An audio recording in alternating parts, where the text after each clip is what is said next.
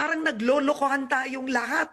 Pinapagalitan nyo yung DPWH, pero yung totoo, the corruption starts with Congress owning contractual companies, these construction companies, and getting alleged kickbacks. Alam ba niyo kung gaano kalawak ang multong kinakaharap ng ating bansa?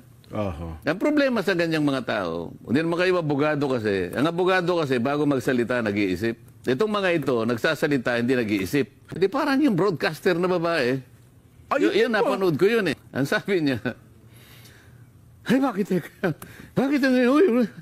ang DPWH lang? Nag-umpisa pa lang ako din. Unang hearing niyo pa nga lang po, Sen, eh. Tama naman si Karen Davila, di magkakaroon ng corruption kung di nag-umpisa sa mga nagpagawang mga project. Totoo ba sinabi ni Karen Davila, mga politiko may mga pag-aari na contractual companies, o construction companies o mga kaibigan, at ginagamit pag magpapagawa sila ng governmental project, kailan ba nag-umpisa yan? Ang mga politiko mahilig magturo kung ano ang gagawin o manisi, pero sarili nila ayaw turuan, di ba dapat dahil sila ang nagpagawa at lingkod sila ng bayan, dapat manmanan nila kung paanong ginagawa. Di ba bawat congressman o senador ay may mga sariling tauhan na pinapasahod ng napakamahal bakit di nila utusan ng mga tauhan nila para subaybayan ang pinapagawang proyekto?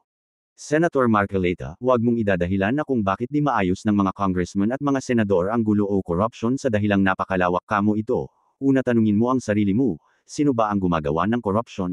Di ba generalidad ng mga politiko? Kaya nga di maisaayos ng kapwa politiko dahil nagpreprotektahan? Napakarami yung congressman at mga senador? Di ba dapat kung maraming gulo ay ipagbahabahagi ang bilang ng mga congressman at o senador na tututok sa bawat kaso, hindi yung sa isang kaso lahat ng congressman o senador ang tututok, tapos kampi-kampihan. Mas maganda kung ang nagkurakot ay paimbestigahan sa hindi kapartido o kaibigan na may sapat na bilang ng mag-iimbestiga, hindi yung isang kaso, buong Senado ang tututok kung marami pala ang iimbestigahan o gagawin, tapos para kampihan ng higit na napakaraming kapartido. Ang mga media may mga kaalaman na yan patungkol sa mga batas, at iba pa, at di lahat ng abogado matino, kahit nga yung matino ay nasisira pag naimpluwensyahan, at di lahat ng abogado ay matalino o magaling ang logika o ideolohiya o IQ.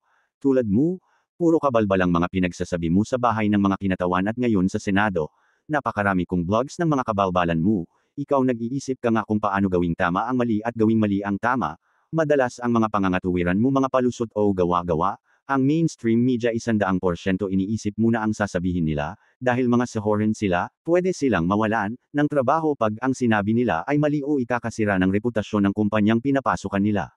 Sa buong araw ba ay DPWH lang dapat ang i-issue mo? Di ba dapat tanunghin nyo kung bakit nasangkot ang DPWH?